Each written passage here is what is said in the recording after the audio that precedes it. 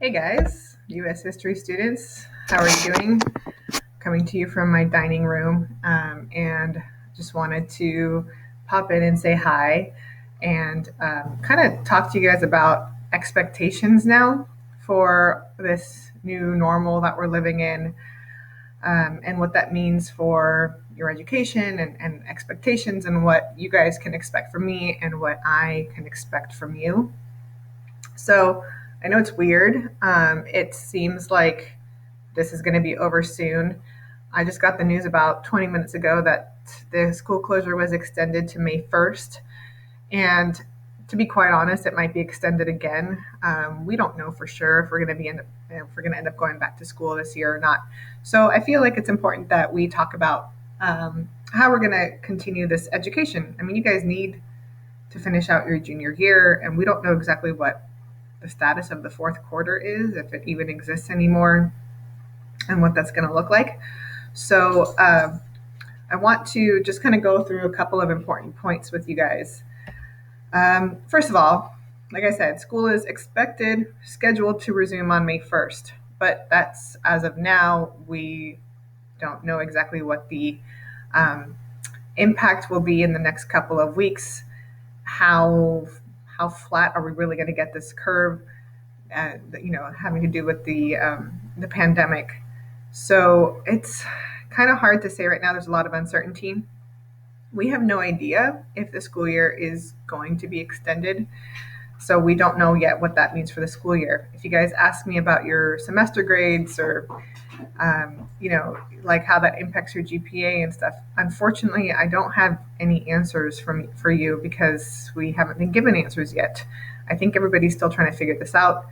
This is unprecedented, as you guys know. We've never been through anything like this before, and it's kind of like building the plane when it's already in flight. We're just kind of making it up as we go. So I think it's important for us to continue to support student learning. That's the expectation. Teachers are working. We are continuing to support student learning and teach, and you are expected to keep up. So your efforts are going to be taken into consideration once school resumes. I don't know what that means. I don't know if that means that we are going to be going back to school on May 1st, or we'll be out until next year. I don't know if that means that we're just going to have a shortened second semester. I have no idea. All I know is that these are the expectations and these are the things that will be taken into consideration. If we do go back to school May 1st, we're going to basically pick up where we left off. So you guys are expected to keep up wherever we leave off. Consider this your new classroom. I also want you guys to know I'm going to try to keep it light. I know it's kind of stressful right now for everybody. It's stressful for me. I've never been in this situation. I'm homeschooling my kids right now. My daughter's in fourth grade, and I'm a little worried that, what this means for her math and reading. I have to teach her fractions. Like, I was not good at fractions when I was in fourth grade. And my son is in second grade, so I'm now a fourth and second grade teacher on top of my responsibilities. Plus, you guys need to know this stuff for next year. But I'm taking this as an opportunity. I mean, after all, I'm your U.S. history teacher, and I don't know if I should say lucky you or sorry, but it's really a unique time to be alive and bear witness to this event. That this is the first time in certainly my lifetime or anyone's lifetime that I know of that has witnessed the entire world shut down to try to save lives. And regardless of what we think about that, I mean, regardless of how we view the political leadership or the economic impact or anything like that, it's a remarkable time to be alive. So I'm asking you guys to now think like a historian and take this opportunity to remember this time in your life as a major lesson in connectivity, critical thinking, and the historical impact of such events. So, first of all, we're going to talk about the political impact. It doesn't matter who the president is or what his political party is. Throughout history, all leaders are measured by how they lead during a crisis. So regardless of what anyone thinks about President Trump, his administration is under pressure, and there are people who will agree with him. There are people who will disagree with him. He it has to make choices that some people will not like, some people will like. But of course, this morning, I think it was, or maybe it was last night. I don't know. Everything's a blur now. Time's irrelevant now. But he came out with this new sort of statement that he wanted America's economy to be reopened by Easter Sunday, even though a lot of health experts are saying that that's not a good idea.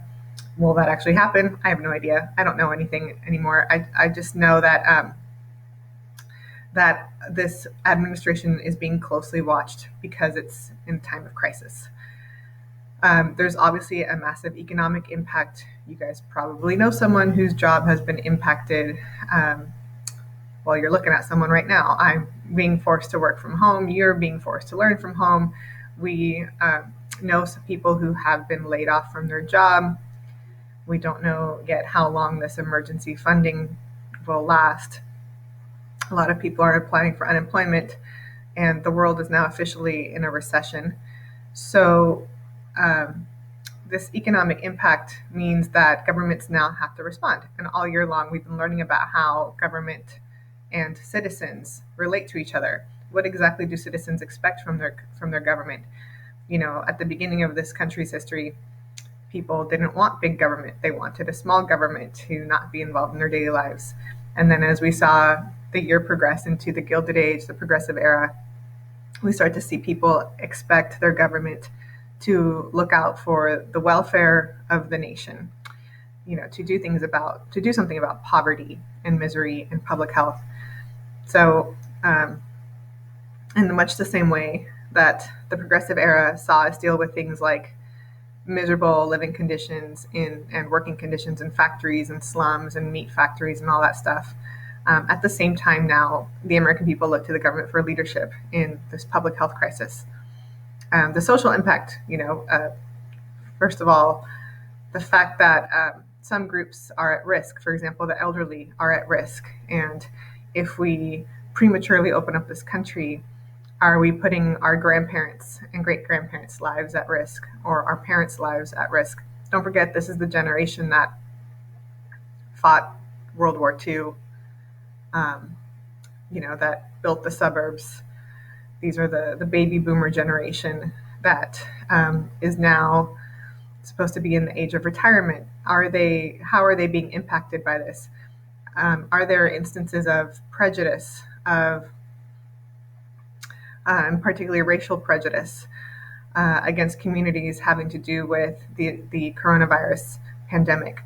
Are there instances, for example, of prejudice against people who are forced to work at home or who have the privilege to work at home? So there's going to be all kinds of social impact, and how people are now going to look at work, at school, perhaps in a different light because of how we are all responding to this kind of on the fly. There's also going to be an intellectual impact. The